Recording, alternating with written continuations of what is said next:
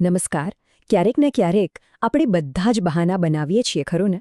પણ ક્યારે વિચાર્યું છે કે આપણે આવું કરીએ જ શા માટે છે? વેલ, આજના આ વિશ્લેષણમાં આપણે મગજની ઊંડી ગલીઓમાં જઈશું અને એ અજાગૃત રીતોને સમજીશું જે આપણું મન તણાવ અને ચિંતાથી બચવા માટે વાપરે છે. ચાલો, એક બહુ જ સામાન્ય ઉદાહરણથી શરૂઆત કરીએ. ધારો કે પરીક્ષામાં સારા માર્ક્સ ના આવ્યા, તો સૌથી પહેલો વિચાર શું આવે? અરે યાર, પેપર જ બહુ અઘરું હતું, બરાબર ને? મોટાભાગે આવું જ થાય છે. ઓકે, તો આજે આપણે શું શું જોવાના છીએ? સૌથી પહેલાં તો બહાના પાછળનું મનોવિજ્ઞાન સમજીશું, પછી મનની અંદર જે યુદ્ધ ચાલે છે એના પર નજર નાખીશું, ત્યારબાદ ઈગોના બચાવના હથિયારો, આપણી ઓળખ અને નબળાઈઓ અને અમુક શક્તિશાળી માનસિક દાવપેચ વિશે વાત કરીશું, અને છેલ્લે આ બધી સમજણ આત્મસુધારણાનું પહેલું પગથિયું કઈ રીતે બની શકે છે એ જોઈશું. તો ચાલો શરૂ કરીએ આપણા પહેલા મુદ્દાથી. આ જે બહાના બનાવવાની આદત છે ને, એનું મનોવિજ્ઞાનમાં એક ખાસ નામ છે, અને આ આખી વાતની શરૂઆત થાય છે એક બહુ જ જાણીતા નામથી, સિગમન્ડ ફ્રોઇડ. ફ્રોઇડે આ વ્યૂહરચનાઓને નામ આપ્યું ડિફેન્સ મિકેનિઝમ્સ, એટલે કે બચાવ પ્રયુક્તિઓ. સિમ્પલ ભાષામાં કહીએ તો આ એક જાતની સ્વછેતરપિંડી છે જે આપણું મન અજાણતા જ કરે છે. પણ મોટો સવાલ એ છે કે મનને આવું કરવાની જરૂર જ કેમ પડે છે? આ સવાલનો જવાબ મેળવવા માટે આપણે ફ્રોઇડના વ્યક્તિત્વ મોડલને સમજવું પડશે.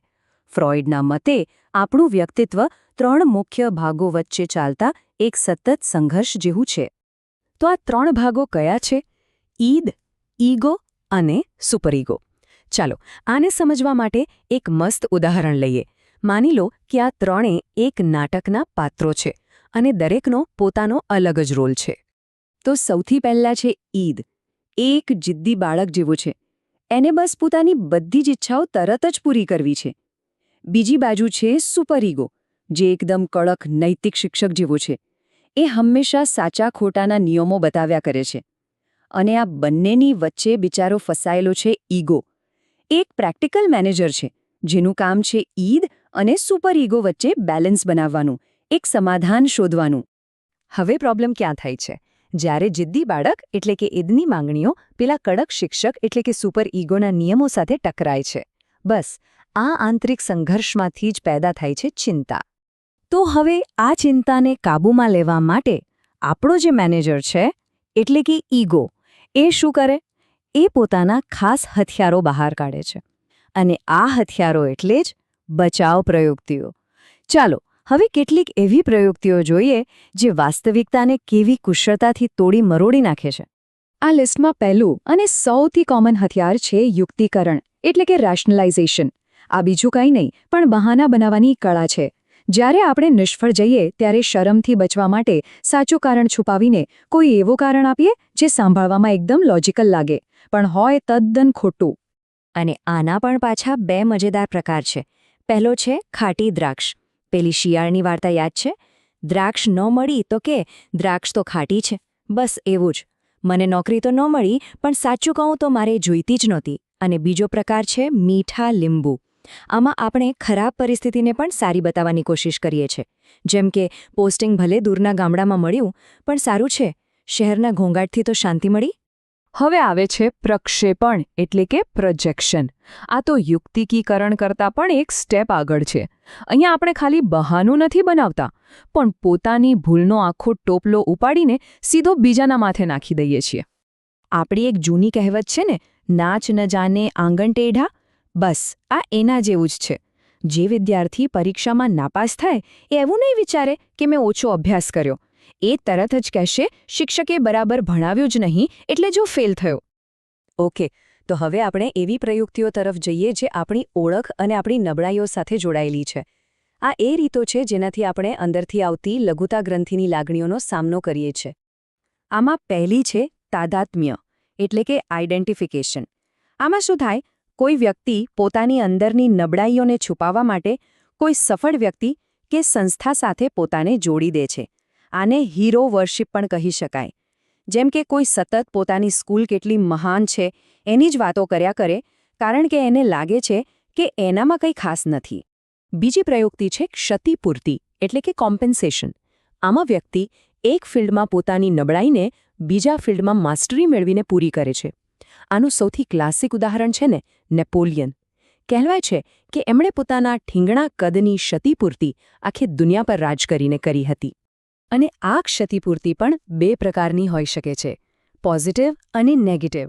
પોઝિટિવ એટલે કોઈ વિદ્યાર્થી ભણવામાં નબળો હોય પણ સ્પોર્ટ્સમાં આખી સ્કૂલનો સ્ટાર બની જાય. આ તો સારી વાત છે. પણ નેગેટિવ એટલે કોઈ વિદ્યાર્થી ભણવામાં પાછળ હોય અને લોકોનું ધ્યાન ખેંચવા માટે ક્લાસનો જોકર બની જાય, તોફાન મસ્તી કરવા લાગે. ચાલો હવે આપણે છેલ્લી 2 અને કદાચ સૌથી શક્તિશાળી માનસિક પ્રયુક્તિઓ પર આવીએ. આ એ પ્રયુક્તિઓ છે જેનો ઉપયોગ મન સામાજિક રીતે અસ્વીકાર્ય ગણાતી ઈચ્છાઓ કે આવેગો સાથે ડીલ કરવા માટે કરે છે. આમાં પહેલી છે ઉર્ધ્વગમન એટલે કે સબ્લિમેશન. ફ્રોઇડના મતે આ સૌથી શ્રેષ્ઠ અને પરિપક્વ બચાવ પ્રયુક્તિ છે. આમાં શું થાય? મન પોતાના આક્રમકતા જેવા નકારાત્મક આવેગોને કોઈ રચનાત્મક કામમાં વાળી દે છે. માની લો કે કોઈ વ્યક્તિને બહુ જ ગુસ્સો આવે છે અને એ પોતાની આખી એનર્જી બોક્સિંગમાં લગાવીને ચેમ્પિયન બની જાય. આ છે ઉર્ધ્વગમન. અને છેલ્લી પ્રયુક્તિ છે દમન એટલે કે રિપ્રેશન. આ એક એવી પ્રોસેસ છે જેમાં મન કોઈ બહુ જ દુઃખદ કે આઘાતજનક યાદને અજાગૃત મનના ઊંડાણમાં ક્યાંક દાટી દે છે. એટલી ઊંડી કે આપણે એને સભાનપણે યાદ જ ન કરી શકીએ. જેમ કે કોઈ વિદ્યાર્થી પરીક્ષાના ટેન્શનમાં એટલો બધો હોય કે એ અજાણતા જ ઘરે પોતાની હોલ ટિકિટ ભૂલી જાય. આ એનું મન જાણી જોઈને નથી કરતું પણ અજાગૃતપણે થાય છે. તો આપણે આ 6 મુખ્ય બચાવ પ્રયુક્તિઓ જોઈ. હવે આ બધી વાતને જોડીને જોઈએ કે આનો અર્થ શું થાય છે. તો એક ક્વિક રીકેપ કરીએ.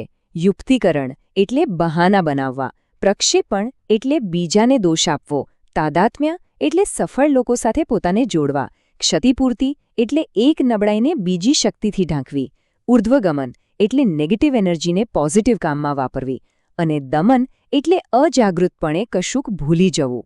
અને આ બધી ચર્ચા આપણને એક બહુ જ મહત્વના સવાલ પર લાવીને મૂકી દે છે.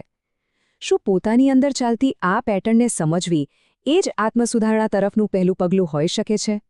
કદાચ આપણા રોજિંદા જીવનમાં આ બચાવ પ્રયુક્તિઓને ઓળખવાનું શરૂ કરવું એ જ પોતાની જાતને સાચા અર્થમાં સમજવાની શરૂઆત છે.